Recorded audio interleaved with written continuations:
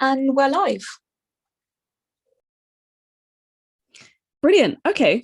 Hi, everyone. Welcome back to Opera in Conversation. This is the talk series that we hold, we being Oxford Contemporary Opera, pretty much every week, Tuesdays at 6 p.m. in the UK.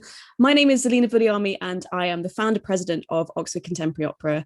And today I'm really, really excited to be talking to Ella Marchment, who, I mean, where do I begin? She's an opera, theatre, film director, a leading woman in the arts. She's founded Opera Harmony, which is a really exciting project set up in the pandemic to support artists and create new operas and new works of art.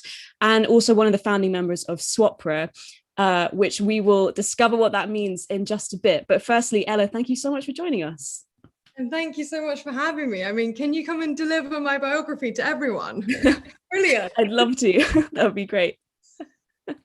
Well, let's just start off with, I think, what is the most important question right now, which is, how are you? How are you finding the pandemic? Where are you? What's been happening?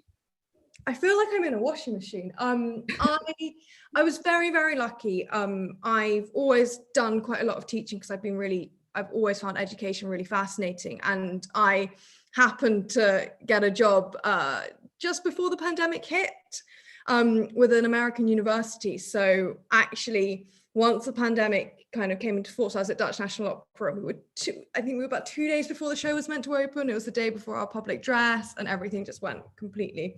But I was very lucky because I was working at Guildhall, and then I went on to this other job, and it was in America, but I was working remote. So I've been on kind of not the right time zone for a long time. And we've had all these different visa complications because obviously the visa office is closed in the UK. Then I tried to get out because of Brexit. And then I was in Europe, and eventually I got to America in March, the beginning of March, got back about a week ago, went to Switzerland, and I'm now finally back in Germany. So I guess I am probably a woman of the world. And this has been very much, I've gone where the pandemic has taken me, which I wouldn't have imagined myself being in any of these places this time a year ago. And I think I feel very lucky as well that I have actually managed to travel in this time. It's quite weird being back in Germany where everything is super, super locked down. I'm currently in the beginning of my quarantine right now. So I have more getting reacquainted with my flat coming up.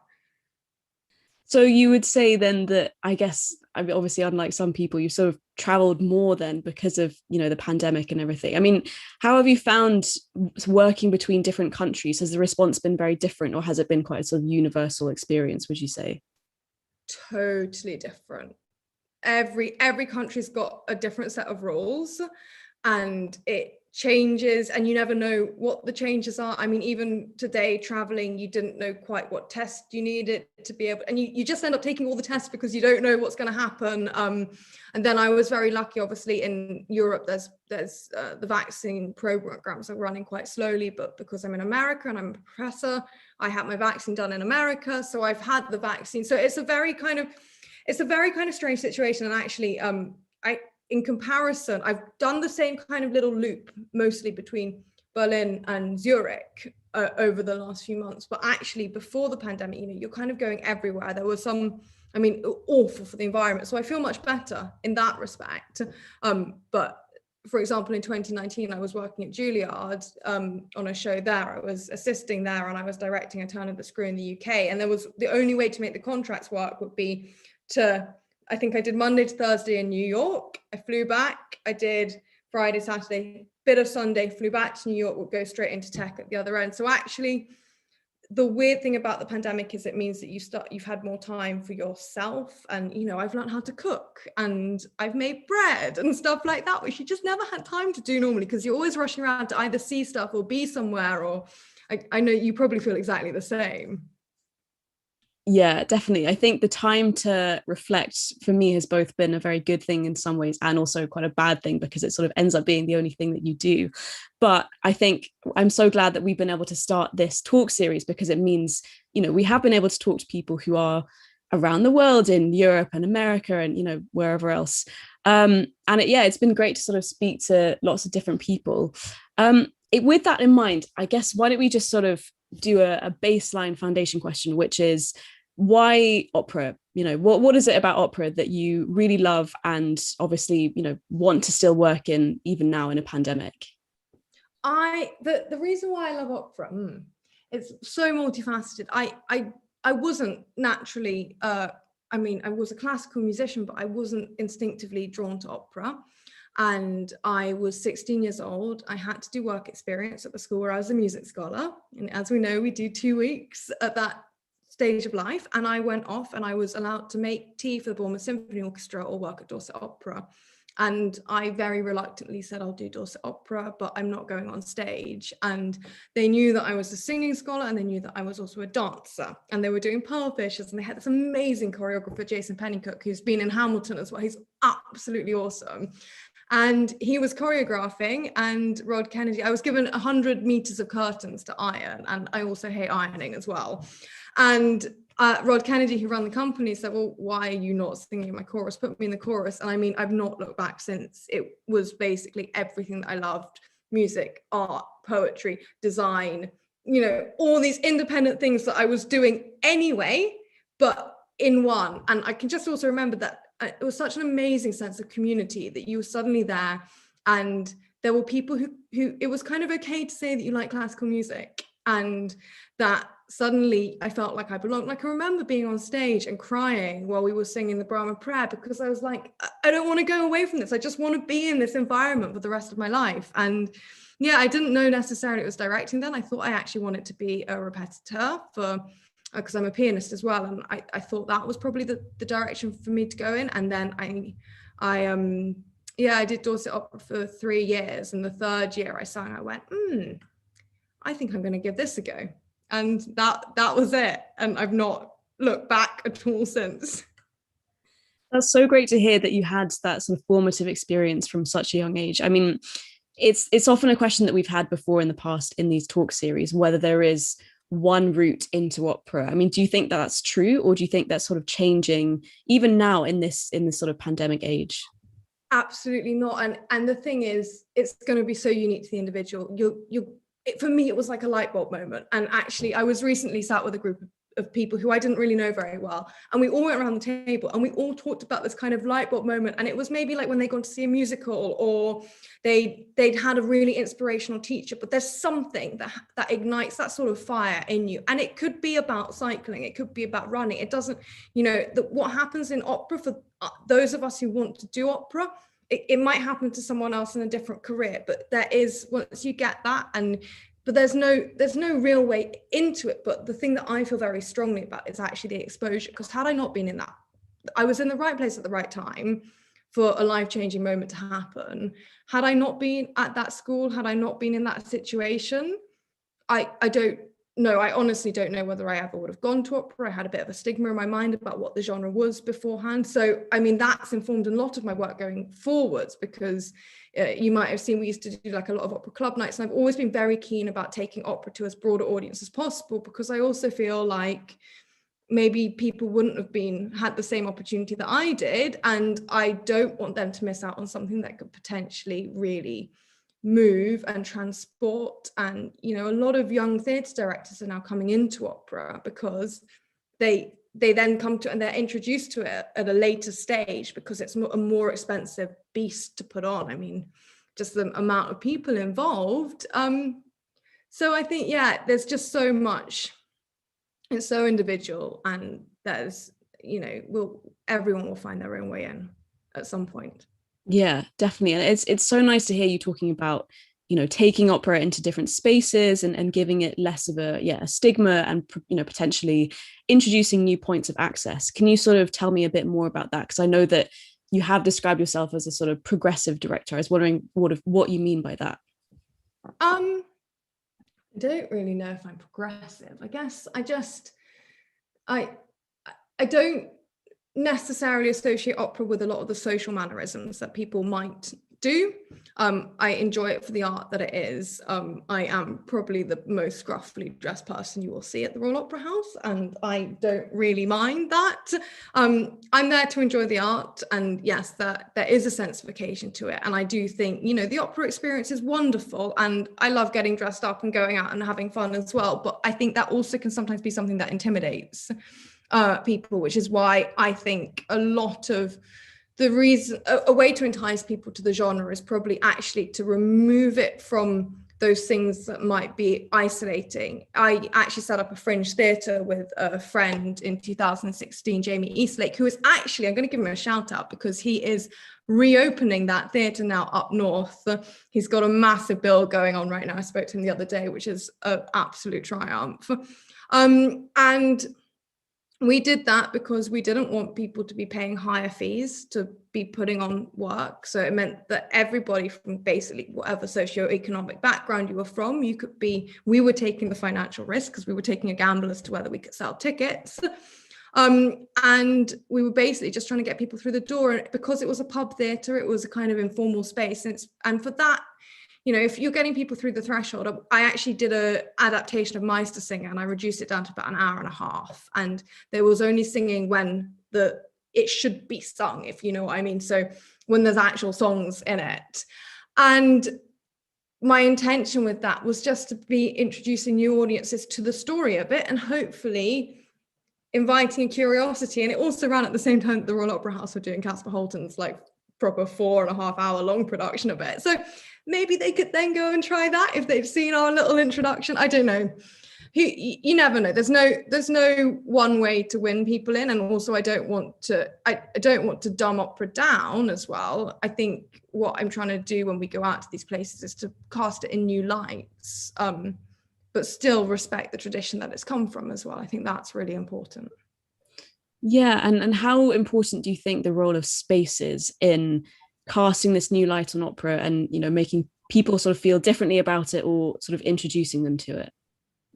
I think we've got different audiences want different things nowadays. And they're, especially like in London, there's the real time out crowd who are there, they want the experience and they'll want to go to something that's kind of a bit edgy, a bit different. We did a tango opera and I think we didn't start until just before midnight. So, you know, you can't even get the last tube home anyway. So, you know, you're already appealing to a different audience. And if you are in the Royal Opera House or if you are in a different fringe theatre. So I don't think there's a kind of specific formula for engaging different audiences. I think that we should just enjoy creating opera for the spaces that inspire us. And there's an awful lot of them, because I really think that John Tiffany said in a lecture to me when I was at university, said the world is basically our theatre, you know, and that's what he applied to the Royal Scottish. I mean, Shakespeare as well, but, you know, he applied that to his attitude when they started the National Theatre in Scotland. And there was stuff, they were doing stuff in car parks, they were abseiling down the sides of buildings. And I think we should be as creative and imaginative as possible. And therefore, I think opera can be as flexible as other art forms. I don't think we're necessarily married to a proscenium march space. I love watching opera and proscenium march spaces. I actually find it quite difficult to stage opera and proscenium march spaces because I'm so used to the different spaces. Yeah, it's definitely a really, I think, important thing for, you know, for us as a company, but also for me myself as an audience member to be able to experience different forms of theatre in different spaces. And of course, you know, this has really been impacted by the big pandemic and everything. So I think what's been interesting is that, you know, seeing opera that has been transformed for the digital stage instead, you know, streamed opera or opera on demand, those kinds of platforms, which actually leads me quite nicely to, let's just talk a bit about Opera Harmony, which is something which you founded as a response, I'm guessing, to the pandemic and was streamed on OperaVision, which is a streaming platform. Can you tell us a bit about this? Like, what is it? You know, what happened? So this happened the day after everything got cancelled in Dutch National Opera, because we were basically held into our contracts because they wanted to try and film it and then stream it during the pandemic. And the nearest filming date was a little bit further away, and everything was cancelled on Friday the 13th, of course, superstitiously so. But we weren't allowed to go home, and I suddenly felt like I was stuck in the Netherlands, away from family, friends, everyone, and all the borders were closing. I mean, it was just such an alarming thing, and all you could see on social media was people trying to get home, and then me sat there being like, I need to stay here in some place that I don't really know. And I just felt a little bit lonely by it. And also losing that thing of a production, you invest so much of your heart and soul into it, and it becomes such an emotional journey. And then it was literally like having a guillotine brought down on it. It just suddenly you kind of go, oh, I can't breathe properly anymore. And I really just thought, I've always loved doing contemporary works. And I thought, well, what can we do in this time to keep people connected? And I didn't want to pressurize people into doing things, because I know obviously there were so many different things that people were trying to deal with, the family and looking after, duties of care, losing the work, staying financially solvent. So I just put this little notice on Facebook and said, does anyone want to try making an opera? And I thought, yeah, maybe like 3 or 4 mates are going to get back to me and say, yeah, let's have a go. I thought there was going to be one opera. And I put my computer away and went for a cycle ride. And I came back and I looked at it the next morning, and I think I had over 250 people that had been like, yeah, I'm a director, I'm a librettist, I'm a writer. And this is because I've traveled quite a lot and I've met people all around the world. And I know people in all these different disciplines. And I kind of went, I think there's something here. So I just basically jotted down all the names.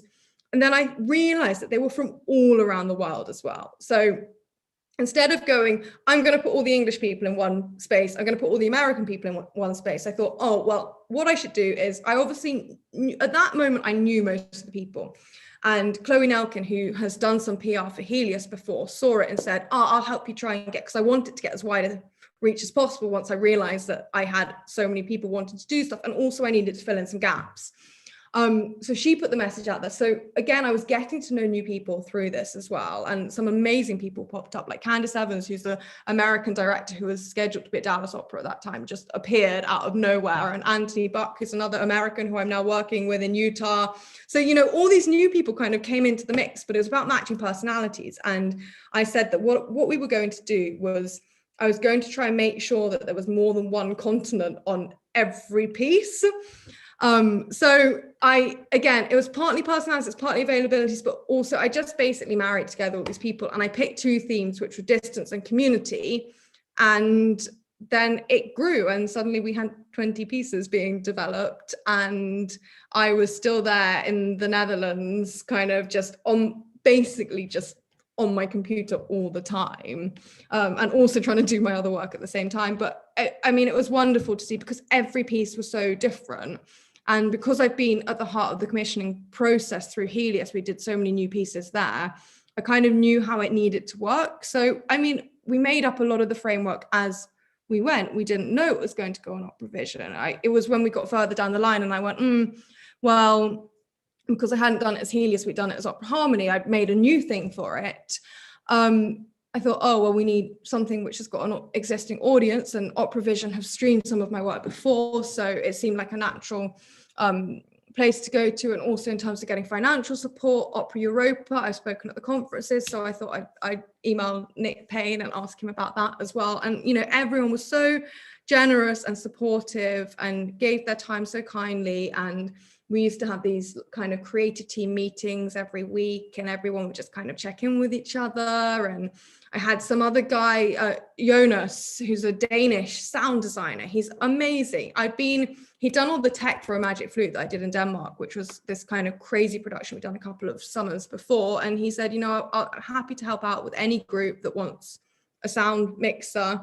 And, you know, just by good luck and probably the history of where I'd been up to then in my life, we had all the right people to make it happen. It was very fortuitous. And it was really nice as well, because in a time when all the borders were closed, in a time where everyone felt very isolated and lonely, we were essentially going across those borders and finding ways to sort of supersede them. And also, for example, a lot of my family, my mum's family are from South America. They've split around the world. A lot of them have never seen anything that I've done because they've not been in England. They're in Canada and America and Australia. And suddenly the whole family can see everyone's work. And you just don't really think of that as being an option. So in a way, we lose the immediacy, and I miss so much that live audience and interaction. But there's something else that has actually come from this, which is that no matter where in the world we are, there are ways to be connected. That's such a, yeah, I'm so glad that you say that. It's a very special message. And I think it's a really interesting project that you've managed to do. And I think it's something like 20 operas that were finally produced as part of the whole thing. Is that right? Yeah, yes, it was 20 operas, and I think nearly 4 hours of content in the end. So yeah, I mean, and it was amazing seeing everything coming back in, and obviously because people had used their surroundings in a lot of the filming. So, you know, we had a bit of Spain, and we had some Australia, or we had, you know, the open lands in the middle of America, and then we had the mountains of Colorado. So it was incredible how resourceful people were. But there were also challenges. There was I put a team together that was called they did a piece called The Den, which is about two children about building a den to hide and create some kind of corona busting little superhero. But the two girls that I gave for this one was a British singer and one was an American singer in Florida, and they're supposedly meant to be in a den, like possibly one of the most kind of confined shared spaces there is.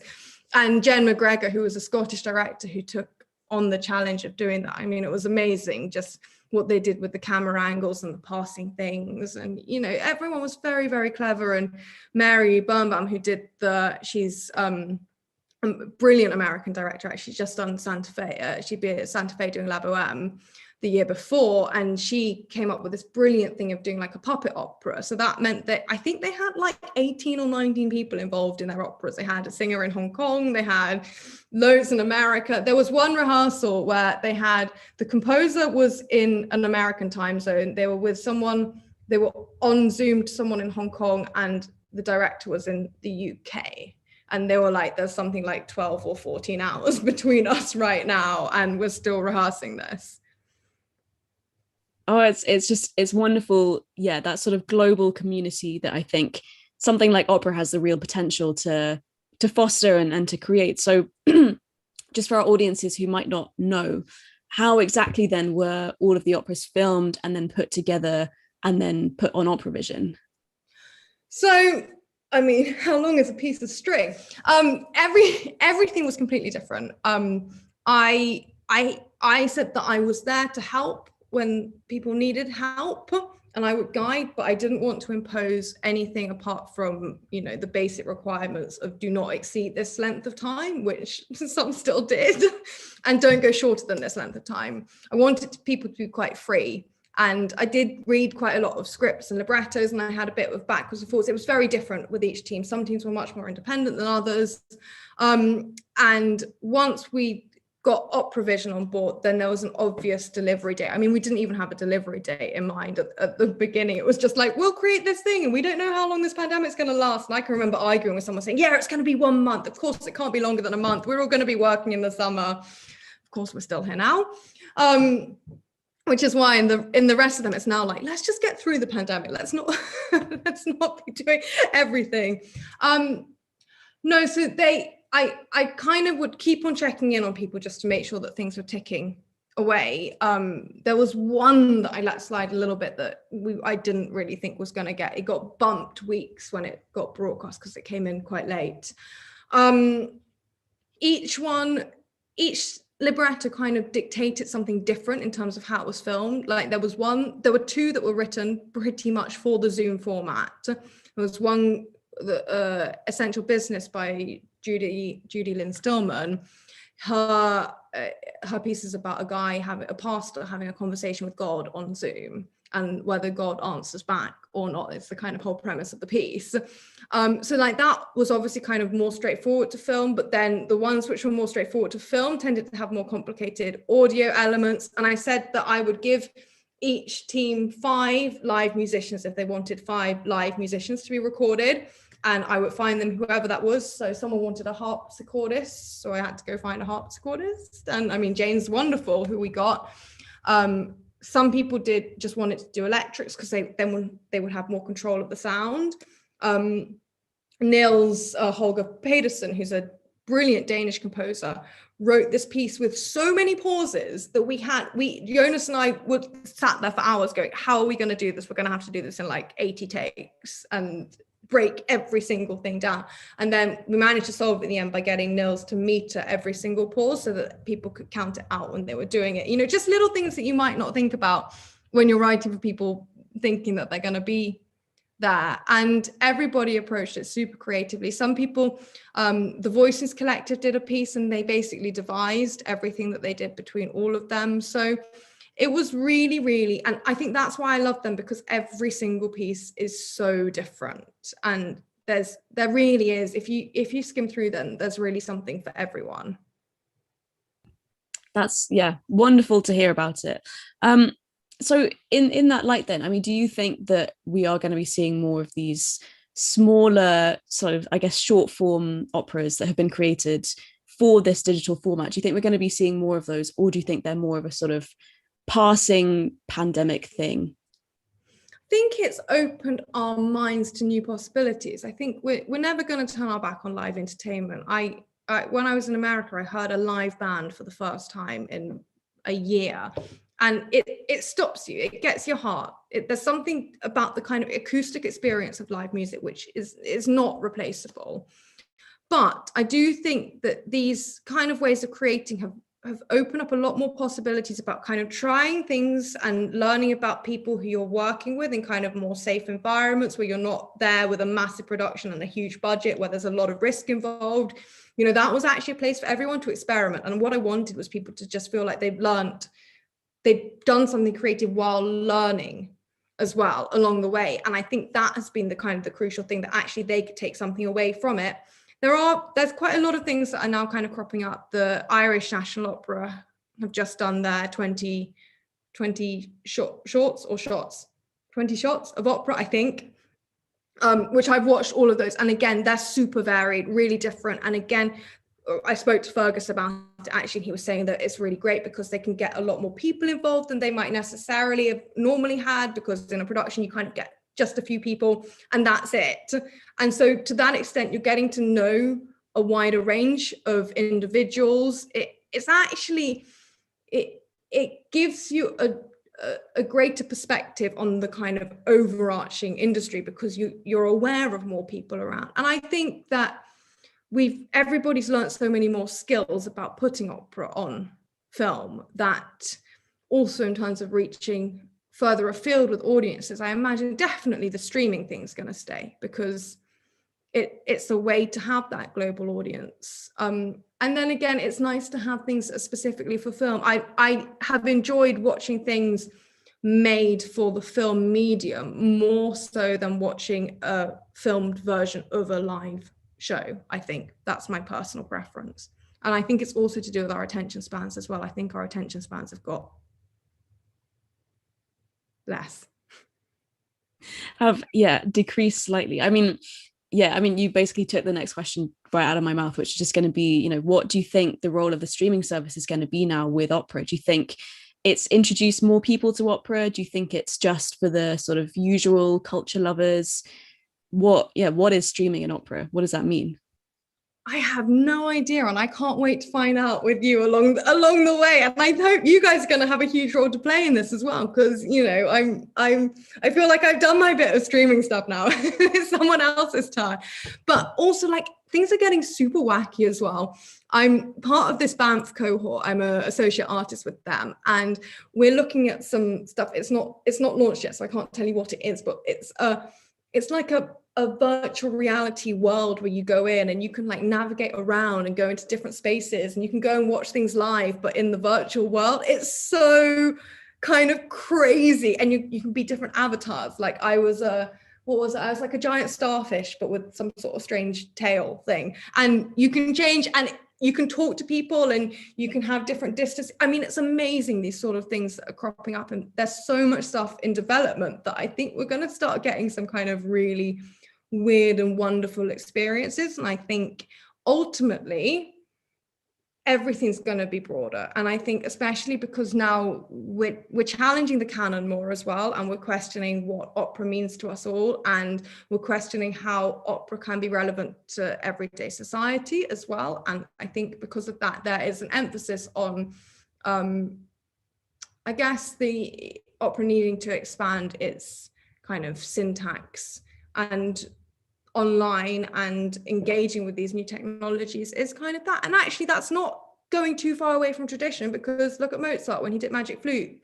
He saw the fair in Vienna and went, oh, I love that hot air balloon. We're going to have the three boys are going to enter on the hot air balloon, because that's the vanguard of the time. So, you know, Mozart was doing it. If Mozart was alive now, I mean, I'm not going to put words in its mouth, but you know, actually there was that interest and engagement with technology. So I also think that we should still, as an art form, see where it can take us. Definitely. And I share your real interest and passion, I think, for the ways in which opera is changing. And it's so great to me to see all these smaller digital companies just, you know, thriving and up and coming and creating all of these new projects. I mean, you mentioned just now, you know, this sort of awareness of society, and that's partly sort of through the impact of technology. But I mean, do you think the pandemic will change, I guess, the ways that we engage with opera, particularly through the lens of increased awareness of movements like Black Lives Matter and, you know, increased awareness of violence against women? Do you think these topical issues are going to change the ways that we do engage with opera? I have an underlying gut feeling that the canon will always be the canon. I feel that there's quite a lot of protectivism of that. There's kind of two camps. There's kind of wanting to progress it and wanting to protect it. And I don't think that those two are ever going to, I think they can coexist, but I think there's still going to always be people who kind of feel very strongly about those things. I think in general, the canon is, we're finding exciting ways to build onto it, but also like for example, when I work in America a lot, and we have to be more socially aware.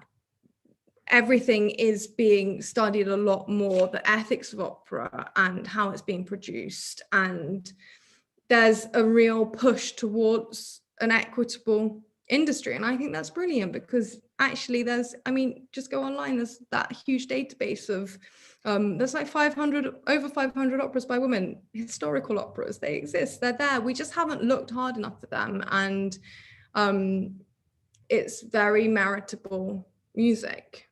So I think there's a lot of scope. Yeah, definitely. On this topic then of sort of women in opera, women in music, let's talk a bit about Swapra. So yeah, for people who might not know, can you tell us what the acronym is, what Swapra stands for, what it is? Yeah, so Swapra is supporting women and parents in opera. And the reason why this was founded was Anna Patalong, who's a wonderful singer and friend of mine, decided to get a group of random women, essentially, who worked in the industry together, who she thought had been quite vocal about what it meant to be a woman in the industry. And she got 5 of us together, and we had a coffee, and we talked about the things that we found difficult, and whether we thought that there were things that could be done to improve working conditions. And it kind of went from there. And we see ourselves as a group that doesn't want to exist, i.e. that the industry would be equitable, it would be fair, it would be the gender balance would be even. You know, we gather statistics, and there was something in the last season, that the last proper season that we had before COVID hit, there was, I don't want to get the statistics wrong, it was either 0 or 1% music performed by a female composer on the main stage of the main UK opera companies in a year. And I know that there's a canon that is in general white and male, but frankly, there is stuff out there. We just have to look, and I think we have to have that responsibility to do it. Now, there's another question that comes in there though, because you're always talking about balancing box office, and the things that are going to sell are going to be your Traviatas, it's going to be Rigoletto, it's going to be Bohème. So how can you, and then if you're trying to do a new opera as well, then you usually put on lots of those to offset the new opera. But then obviously we need to be more conscious in what new operas we're doing to not keep on perpetuating the same system that we've had. And I think actually as well, especially with the students that I teach, there's a real hunger, and they're definitely much more politically aware than I was as a student. And it feels like, especially with social media as well, and now this way of conversing, that students have more of a voice and they have more agency and they have more ability to make a difference, and they understand the collective power that they have. And I really hope that there's been the opera industry. I started singing in opera 13 years ago now. And in that time, the industry has changed undoubtedly. There's no comparison to how it was. It's still very different in different countries. But one of my first jobs, I was in Germany, and this director shall remain nameless. But everyone in the opera house knew that this director would basically make everyone in the rehearsal room cry. And at some point you would be reduced to tears by the way that you would be spoken to. And that was just acceptable. And that director had a huge career all around the world. And now, with attitudes changing, this is at the forefront of everyone's mind. When you employ that person, are you going to be upsetting people because now you can't act in that way? And I think that's very, very good. And it's really time that changed, frankly. And I mean, Swapra isn't that. We're not there to pick fights with people about how they behave, but we are there to work with the companies to create kind of feasible, manageable, and easy to affect solutions that just make the environment better for everyone. We want companies to be breastfeeding friendly. We'd like them to just communicate a little bit more with scheduling. I think there's another, I personally don't mind this, because when I'm on a job, I'm just like, I'm here, I'm doing the job, I don't really care.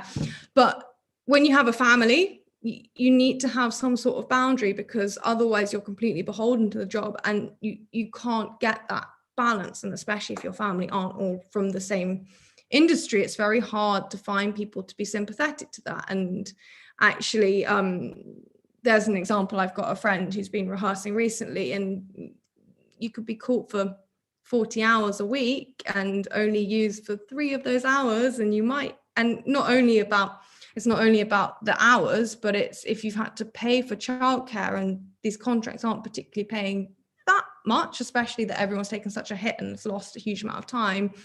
So for example, we're just trying to encourage different ways of communicating. We had a big round table discussion with all the opera companies a couple of years ago now. And for example, Welsh National Opera started sending out their Tech Week schedule, which had never happened before. And they're basically drawn up 3 years in advance. So it's no difficulty for them to send it out. So there's been huge improvements. Scottish Opera tried this new way of scheduling where they had longer weekends, so singers could go home and be with their families at the weekend. So it's work in progress. And again, it's something that we're finding out more about as we go along. And it's also about creating a kind of a network, so you don't feel like you're alone in this industry, because it can be at times quite lonely, especially when you're traveling, especially when you're in a foreign country.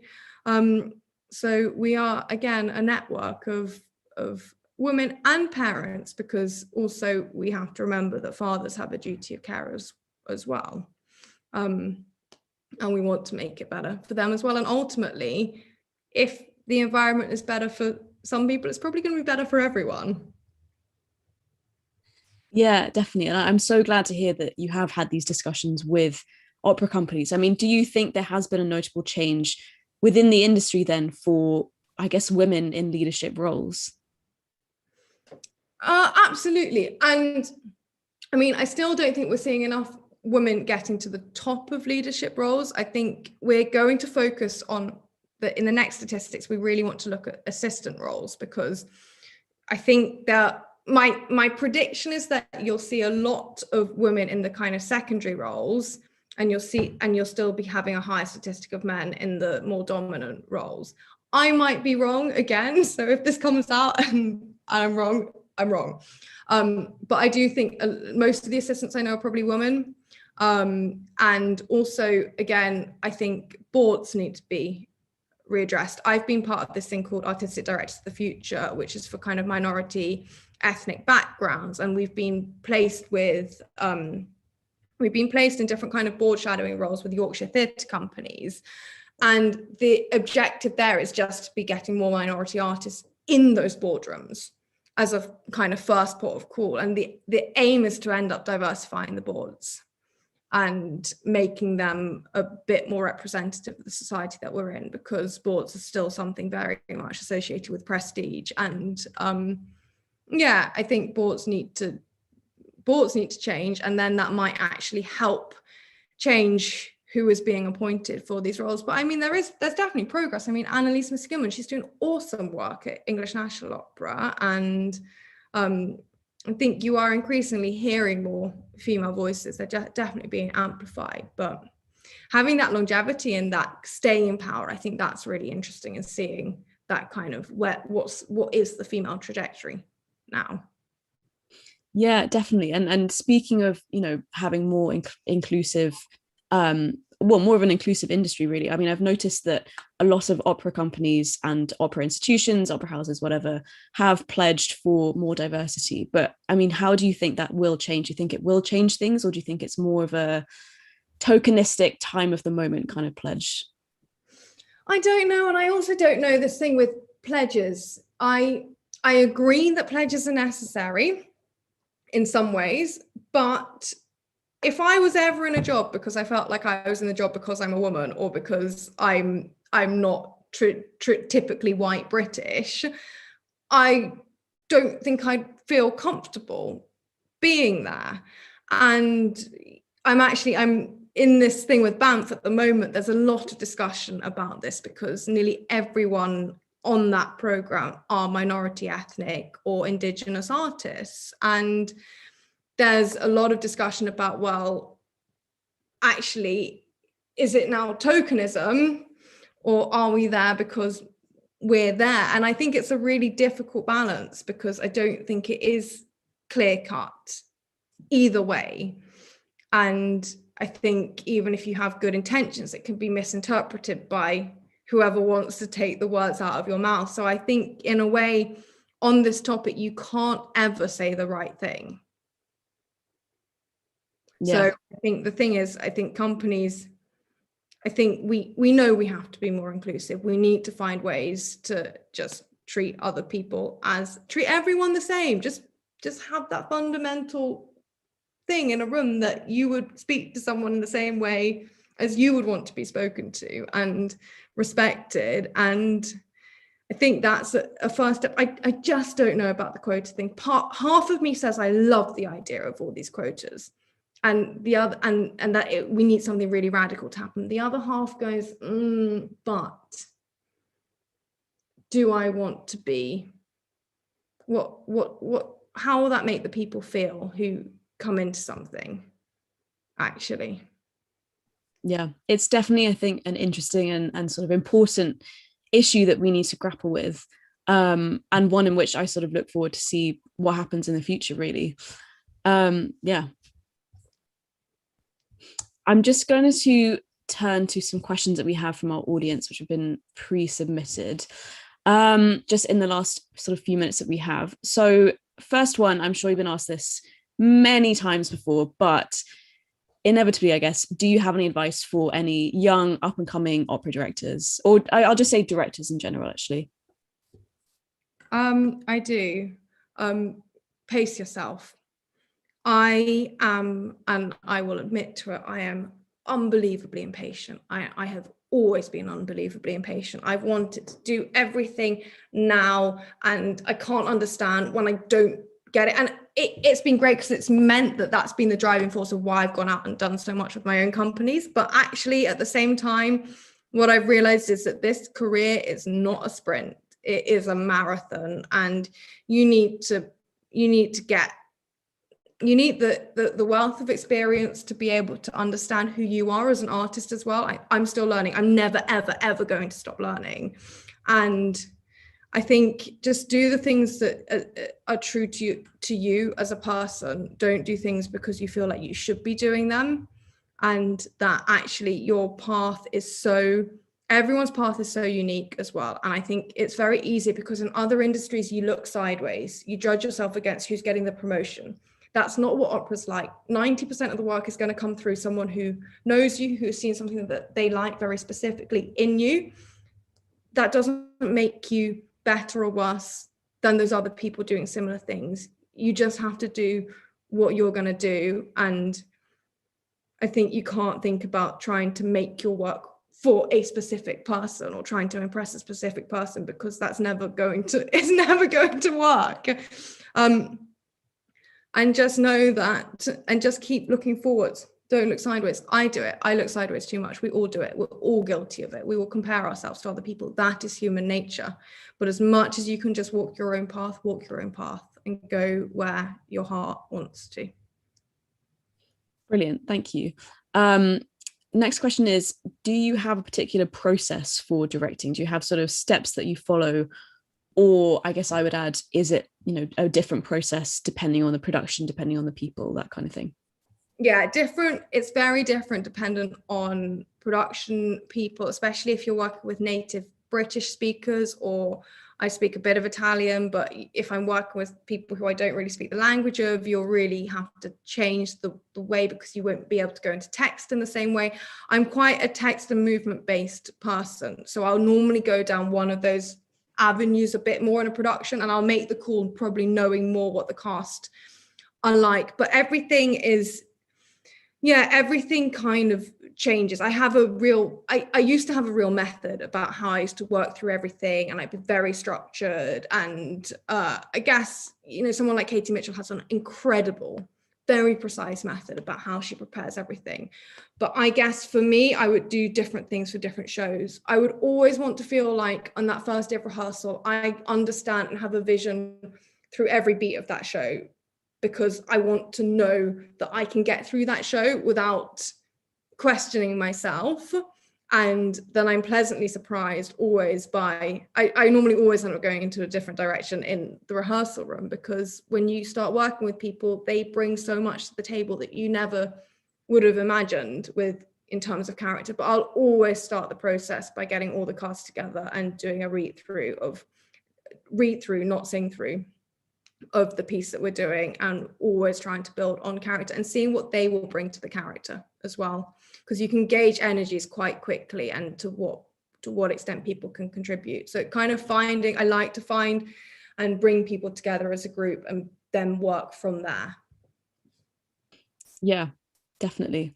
Another question is, how do you think funding for the arts is going to change in light of the pandemic, and particularly in light of new streamed or digital projects happening and sort of up and coming? That's a really good question. I think in a way it's becoming harder, and maybe it's becoming easier, because there's so much kind of crowdfunding stuff, but then how do we make the revenue in the same way as before? Because ticketing was such a clear way that we would prop up our budgets, and what's going to happen to ticketing, especially because during the pandemic, people have been used to consuming art for free. And where do we draw the line? Because obviously everybody needs to get paid, everybody needs to be respected for what they're giving as an artist, because it is also their careers. They also have to feed families and look after themselves. The Arts Council have done great stuff through the pandemic. The government have done a lot. I'm now not so much. I've been out of the UK since August, so I slightly feel like I've stepped back, but I'm coming back soon, so I will find out much more about it then. I hope that people will want to give more to the arts on the other side of this, because they will realize how much they needed arts to get through the pandemic. I know the government did not draw attention to that in all of their retraining campaign that came out right in the middle of it all. But I think in general, everybody's lives have lynched around what they've been watching, what they've been listening to, what they've been able to use and consume. And hopefully that will kind of reinvigorate the arts donors, I guess. But we don't know. Are people going to be more reserved because they're going to be worried about things getting cancelled all the time? It's an unpredictable climate, and the arts industry has been hit more. I was reading some kind of European economic study, and the only arts and cultural thing that has actually grown in its economy is video games during the pandemic, and that's the only arts related thing. So there's a lot of recovery that needs to happen, but there's also a lot of energy invested in that too. So who knows? I'd love to have a magic ball and be able to tell you. Yeah, I think all of us would love one of those. That would be a great birthday present. This is just one last question that we've got, which is impossible. I'm warning you in advance. But do you have a favorite opera? Oh, yes and no. No and yes. Or maybe a top three rather than just one.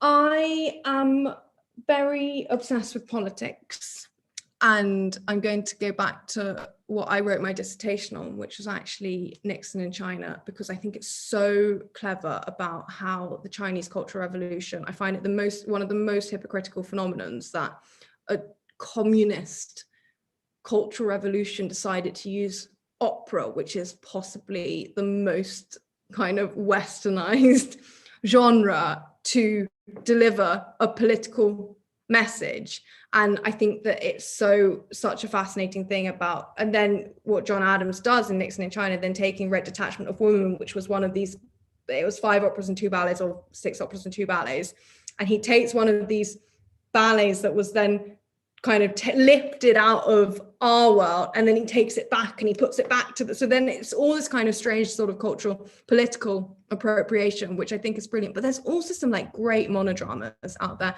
There's so much stuff, and I just keep on discovering more and more, and yeah, I want to do everything. There's not enough time in life. Yeah, definitely. I'm so glad that you referenced Nixon China, because that is also a personal fave. So yeah, brilliant. Cool. Anyway, that is all we've got time for today. So Ella Marchment, thank you so much for joining us. It's been, really great to chat, and I'm really excited to see what happens next, I guess. Thank you, and good luck with all of your operatic adventures too. It's super exciting to see you guys doing this all. Oh, well, thank you so much. And we'll be back next week, I think on Wednesday this time instead of a Tuesday. We'll be talking to Anthony Roth-Constanzo, who is a singer. So singers, get your questions ready. But in the meantime, I've been Zelina Voliami. Thank you so much for watching this today. And I hope that everyone is staying well at the moment. In the UK, we're sort of easing lockdown now, so we'll see what happens. But yeah, thank you very much, everyone, and goodbye.